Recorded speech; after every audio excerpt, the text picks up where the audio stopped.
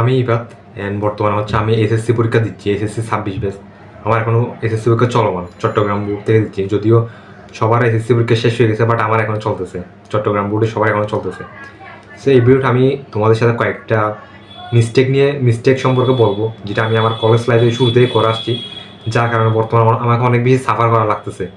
সেই এমন আহামরি কোনো ভিডিও নাই এটা যে তোমাকে টপ 10 মিস্টেক সম্পর্কে বলবো, এরকম কিছু না। জাস্ট আমি আমার এসএসসি লাইফে এমন কিছু ভুল করছি যেগুলোর কারণে আমি বর্তমানে এসএসসিতে অনেক সাফার করতেছি, ওই কয়েকটা পয়েন্ট নিয়ে আলোচনা করবো।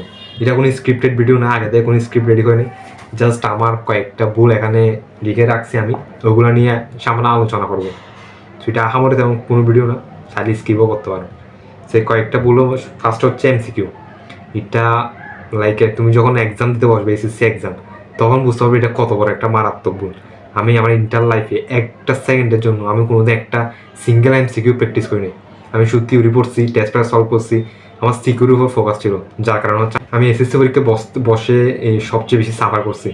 কারণ আমি একটা সিঙ্গেল এমসিকিউ, কারণ হচ্ছে আমাদের যেটা সবচেয়ে বেশি বড় ধরা খাইছে সেটা হচ্ছে আমাদের হায়ার ম্যাথ এক্সাম কিন্তু প্রায় এমসিকিউর মধ্যে 22 থেকে 23টা মতো এমসিকিউ দিয়ে জাস্ট ম্যাথে দিয়ে দিছে। আমি এতগুলো ম্যাথ হচ্ছে, এগুলো কিন্তু সবগুলো শর্টকাট আছে, এগুলো খুব ইজিলি আসলে সলভ করা যায়। অনেকে 25টা এমসিকিউ সলভ করে 25 মার্কও পাচ্ছে, কিন্তু আমি 8 থেকে 10টা মতো এমসিকিউ সলভ করতে পারছি। কারণ এতগুলো ম্যাথ আমি আসলে একটা একটা করতে করতে টাইম শেষ হয়ে গেছে।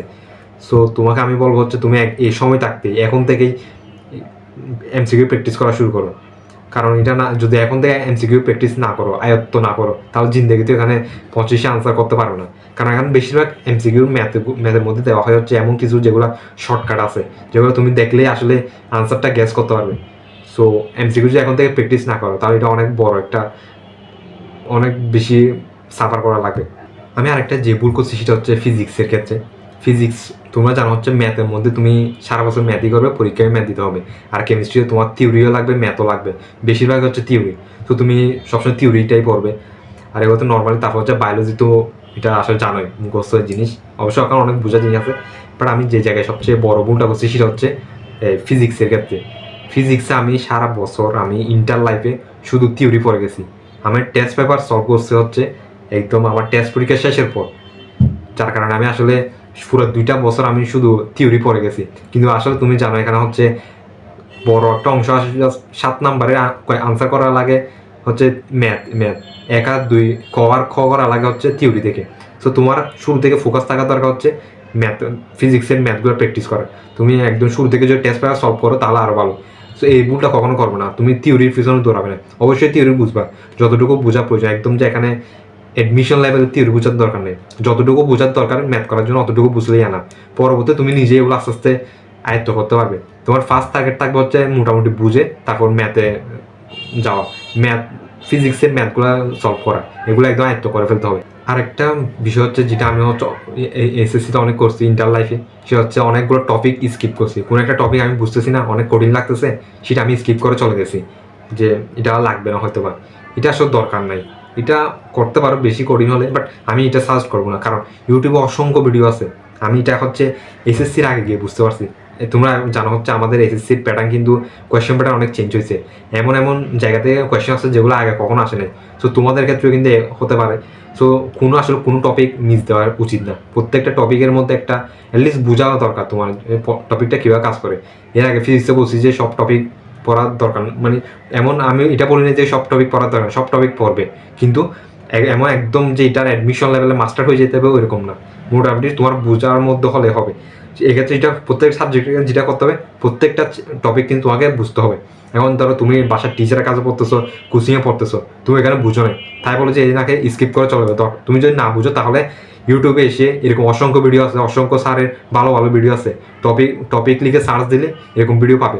যেমন আমি একটা যদি উদাহরণ দিই, একটা হচ্ছে বায়োলজিতে নাকি বায়োলজিতে একটা সাইটোক্রোমের একটা টপিক আছে। এটা আমি এত কঠিন লাগতো, আমি যে এটা সবসময় স্কিপ করে চালাচ্ছি, অথচ এটা কিন্তু খুব ইম্পর্টেন্ট একটা টপিক। এটা আমি শিখছি হচ্ছে এসএসসির আগে, পরীক্ষার আগের দিন রাত আমি বসে বসে ইউটিউব ভিডিও দেখি, তখন আমার জাস্ট বিশ্বাস করতে পারছি না এটা আসলে অনেক ইজি। যদি তুমি ইজিভাবে কেউ বুঝাই দেয় তাহলে অনেক আসলে ইজি। সো আমি এটা বলবো, কোনো টপিক স্কিপ করার দরকার নেই, প্রত্যেকটা টপিক দরকার হলে ইউটিউব থেকে হলেও কি ভালোভাবে বুঝে রাখবে। হয়তো মুখস্থ করার দরকার নেই, অ্যাটলিস্ট তোমার মাথায় যাতে থাকে, পরবর্তীতে দেখলে যাতে তুমি জিনিসটা বিষয়টা তোমার মাথায় যাতে চলে আসে। আরেকটা ভুল যেটা করছি সেটা হচ্ছে আমি ইংলিশ ফার্স্টের ক্ষেত্রে, কারণ এটা হচ্ছে আমি ইংলিশ পড়ছি শুধু এসএসসি পরীক্ষার আগের দিন, এর আগে আমি কোনোদিন ইংলিশ পড়ি নাই। ইংলিশের ফার্স্ট পেপারের একটা সিঙ্গেল পেজেস আমি পড়ি নাই। ওই কলেজে পরীক্ষার সময় আগের দিন রাতে রাইটিং পার্টগুলো পড়তাম, দেন ওইটুকুই আনাম। বাট আমি এটা ধরা খাইছি হচ্ছে ইংলিশ পরীক্ষার আগের দিন গিয়ে। কারণ দেখো তোমার এখানে হচ্ছে প্রায় 2টা নাকি 3টা সিন পেজেসই আসবে গিয়া থেকে, এই এখান থেকে বই থেকেই আসবে। এখন এই সিন পেজগুলো আচ্ছা তুমি বলতে পারো যে এগুলো তো প্রশ্নের মধ্যে থাকবে, এগুলো পরে এখান থেকে দেখে দেখে আনসার করবো, বাট এত সহজ না। কারণ দেখো সিন পেজ থেকে যে প্রশ্নগুলো দিবে, সিনোনিম অ্যান্টোনিম প্লাস কোয়েশ্চনগুলো দিবে, ওই যে তুমি এই পেসেজের কোনো ওয়ার্ডের মিনিং না বুঝো তাহলে এই প্রশ্নগুলো আনসার করা অনেক টাফ হয়ে যায়। সো তোমার যে কাজটা করতে হবে সেটা হচ্ছে ইন্টারে থাকতেই, অর্থাৎ ফার্স্ট ইয়ার যে থাকে ফার্স্ট ইয়ার থাকতেই তোমাকে প্রত্যেকটা সিন পেসেজ এই ওয়ার্ড বাই ওয়ার্ড, বেশি করে ইম্পর্টেন্টগুলো পড়লেও এনাফ, ওয়ার্ড বাই ওয়ার্ড সব প্রত্যেকটা কোডিং ওয়ার্ডের মিনিং জানা থাকতে হবে, কোনো লাইনের প্রত্যেকটা লাইনের মিনিংগুলো জানা থাকতে হবে, সিন পেজগুলো একটা আয়ত্ত করে রাখতে হবে, যাতে ওগুলো হচ্ছে তুমি প্রশ্নের মধ্যে দেওয়া থাকলে প্রশ্ন পড়ার সাথে যাতে তুমি কি পুরো পেসেজটা মাথায় চলে আসে, কোনো ওয়ার্ডে যাতে না আটকাও। তাহলে হচ্ছে আর যদি এগুলো ক্লিয়ার না থাকে, সিন পেজগুলো ক্লিয়ার না থাকে, তাহলে তুমি এই কোয়েশ্চেনগুলো এমসিকিউ থেকে শুরু করে কোয়েশ্চেন কোনোটাই আনসার করতে পারবে না। এরপর একটা হচ্ছে ইংলিশ সেকেন্ড। ইংলিশ সেকেন্ড আমি জানি না তোমরা কী করো, বাট আমি ইংলিশ সেকেন্ডের প্রতি একটা বই কাজ করতো, যার কারণে আমি আমার এই কলেজে থাকতে কখনো ইংলিশ সেকেন্ডের গ্রামাটিক্যাল পার্টগুলো সলভ করতাম না। সো আমি এটা করছি জাস্ট এই টেস্ট পরীক্ষার পর গিয়ে আমি ইংলিশ সেকেন্ড পেপারটা ধরছি। সেটা আমি তোমাদেরকে বলবো একদম শুরু থেকে ইংলিশ সেকেন্ড পেপারের একটা টাইম দাও, প্রত্যেক দিন না হোক সপ্তাহে অন্তত কিছু অল্প কিছু টাইম দাও এটার পেছনে। প্রত্যেক দিন যদি অল্প অল্প একটু প্র্যাকটিস করে রাখো, তোমার কিন্তু এটা একটা জিনিস সবচেয়ে বড় ভুল, সেটা হচ্ছে তুমি যে আজকে এটা প্র্যাকটিস করো 1 সপ্তাহ পর গিয়ে কিন্তু এই রুলসগুলো ভুলে যাবে, কারণ এগুলো সবসময় প্র্যাকটিসের মধ্যে রাখতে হবে।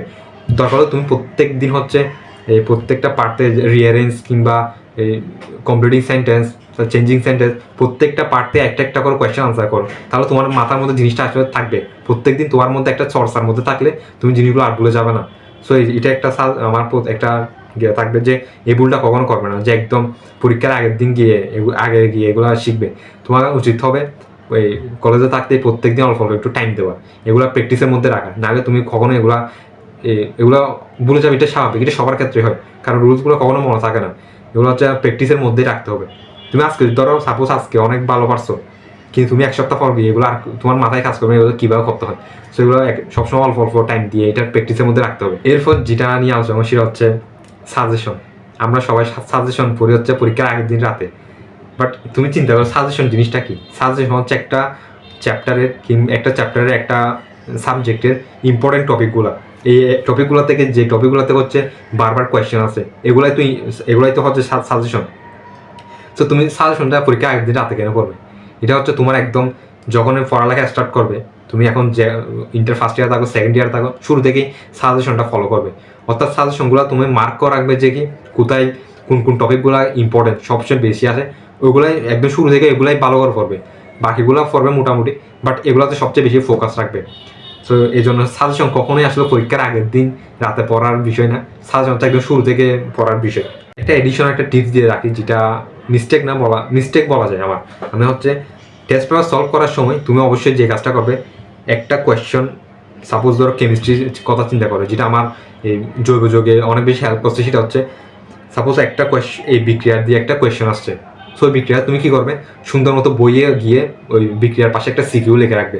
কোনো একটা টপিক থেকে সিকিউ আসছে, ওইটার পাশে গিয়ে বইয়ের মধ্যে পাশে সিকিউ লিখে রাখবে। সো দ্যাট তাহলে তোমার কী হবে, যখন তুমি আবার পরবর্তীটা পড়তে যাবে, তোমার প্রত্যেকটা জিনিসগুলো আসলে পড়ার দরকার নেই, তুমি সবগুলো পড়বে, বাট যেখানে সিকিউ লেখা থাকবে ওই টপিকটা ওই বিক্রিয়াটা ভালো করে পড়বে। এই জিনিসটা যদি আমি শুরু থেকে করতে পারতাম তাহলে অনেক উপকার হতো, বাট আমি এটা একদম লাস্টের দিকে এসে করছি, যার কারণে আসলে আমি যতটুকু বেনিফিট পাওয়ার কথা ছিল অতটুকু পাইনি। বাট এটা তোমাদেরকে আমি বলবো একদম শুরু থেকে এই কাজটা করার জন্য। টেস্ট পেপার সলভ করবে, টেস্ট পেপারের থেকে হচ্ছে যে সিকিউটা আসছে, যে টপিক থেকে সিকিউ আসছে, ওইটা একদম বইয়ের পাশে গিয়ে ওই টপিকের পাশে সিকিউটা লিখে রাখবে। তাহলে পরবর্তীতে তুমি যখন রিভিশন ফেজে যখন এটা রিভাইজ করবে, তখন ওই টপিকটা ভালো করে পড়তে পারবে। এরপর যে জিনিসটা সেটা আসলে তোমরা সবাই করো, আমিও করছি, সেটা হচ্ছে প্র্যাকটিক্যাল। তোমরা আসলে প্র্যাকটিক্যাল ক্লাস কেউ করো না, বাট তুমি এটা আসলে সাফার করবে হচ্ছে যখন প্র্যাকটিক্যাল এক্সাম দিতে যাবে এসএসসিতে, তখন সবচেয়ে বেশি সাফার করতে হবে। কারণ এখানে তোমার তুমি চিন্তা, এগুলো কিন্তু এত ইজি না, তোমার 25 নাম্বার কিন্তু এত সহজে দিবে না, তোমাকে এখানে অনেক কাজ করা লাগবে। সো তোমার কলেজে থাকতে আসলে তুমি প্রত্যেকটা কলেজে ক্লাস করো না করো, বাট এই প্র্যাকটিক্যাল ক্লাসগুলো মাস্ট করবে। কারণ এই প্র্যাকটিক্যাল ক্লাসগুলো বিশেষ করে যে এই রুই মাছ রুই মাছ না, ওই যে তেলাপোকা কাটা, জবা কাটা, তারপর হচ্ছে কেমিস্ট্রির বিভিন্ন ধরনের পরীক্ষাগুলো, এই প্রত্যেকটা ক্লাস কিন্তু তুমি ভালো করে করবে। যদি এটা না করো, এগুলো দরকার হলে তুমি ভিডিও করে রাখবে, পরবর্তীতে এগুলো যাতে দেখতে পারো, কারণ এগুলো ইউটিউবে পাওয়াই যায় না। সত্যি বলতে আমি যখন গেছি এই আমার এই প্র্যাকটিক্যাল এক্সামের আগে হচ্ছে, যখন এগুলো সার্চ করছি, কোনো প্র্যাকটিক্যালি খুঁজে পাচ্ছি না। বিশেষ করে ফিজিক্সের তো কোনো প্র্যাকটিক্যালি ভিডিও পাওয়া যায় না। সো কেমিস্ট্রি আর বায়োলজি মোটামুটি পাওয়া যায়, বাট ফিজিক্সে পাওয়া যায় না। তো এই প্রত্যেকটা প্র্যাকটিক্যাল ক্লাস ভালোভাবে করবে এবং পারলে ভিডিও করে রাখবে, যাতে এগুলো তোমার প্র্যাকটিক্যাল পরীক্ষার আগের দিন এগুলো রাতে দেখতে পারো। দেন আরেকটা জিনিস যেটা তোমরা ভুল করো, সেটা হচ্ছে, যেটা আমি অনেক করছি, প্র্যাকটিক্যাল খাতার মধ্যে আমরা কিন্তু সম্পূর্ণভাবে লিখি না, মাঝখানে 2-3টা লাইন বাদ দিয়ে চলে যায়। বাট এটা তুমি কিন্তু পরীক্ষার আগের দিন, এই প্র্যাকটিক্যাল পরীক্ষার আগে সাফার করতে হবে। কারণ তোমাদের প্র্যাকটিক্যাল পরীক্ষার যে সিলেবাস, সেটা হচ্ছে তোমার প্র্যাকটিক্যাল খাতাটা। তোমাকে প্র্যাকটিক্যাল পরীক্ষার জন্য যা প্রিপারেশন নিতে হবে, সেটা হচ্ছে তোমার ওই প্র্যাকটিক্যাল খাতাটাই, ওইখান থেকে তোমাকে প্রিপারেশন নিতে হবে। ওই অনেক ক্ষেত্রে দেখা যাবে হচ্ছে ওখানে অনেকগুলো প্র্যাকটিক্যাল মুখস্থ করতে হবে। সো তুমি যে এখানে কোনো কিছু মিস দাও, সেটা তোমাকে পরবর্তী অনেক বেশি ঝামেলায় করতে হবে। সো আর প্র্যাকটিক্যাল নিয়ে আরও আমি ডিটেলস ভিডিও হচ্ছে আমার এই চ্যানেলে প্লেলিস্ট আকারে দিয়ে রাখছি, কীভাবে আমি একদম প্র্যাকটিক্যাল পরীক্ষা এক্সাম দিয়ে আসার পর এই ভিডিওগুলো করছি, কোন প্র্যাকটিক্যাল এক্সাম কীভাবে কী করতে হয়েছে, সবগুলো একদম ডিটেল ভিডিও আছে, চাইলে দেখে নিতে পারো কিংবা সেভ করে রাখতে পারো, যাতে তুমি প্র্যাকটিক্যাল পরীক্ষার আগের দিন এগুলো দেখতে পারো।